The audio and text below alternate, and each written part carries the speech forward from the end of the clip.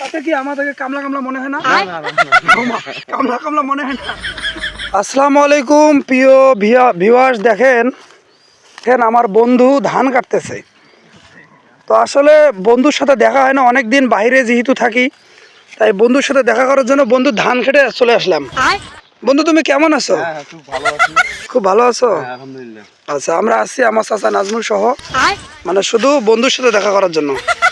বন্ধু ধান কাটার ফিলিংস কেমন? খুব ভালো। আচ্ছা, এই ধান যদি হ্যাঁ কাটবো অবশ্যই। ধরো ধরো ধরো, ক্যামেরা ধরো, আমি একটু কাটি বন্ধুর ধান।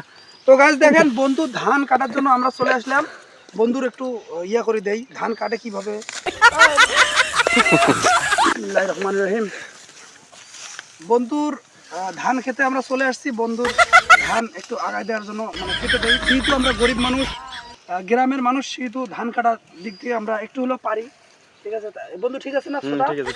আচ্ছা,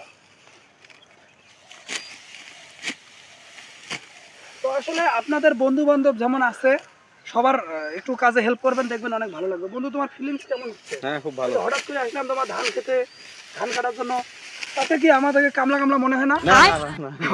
কামলা কামলা মনে হয় না? ভালো ভালো কামলা না? আমরা এখন আসছি বন্ধুর ধান ধান বাড়ি।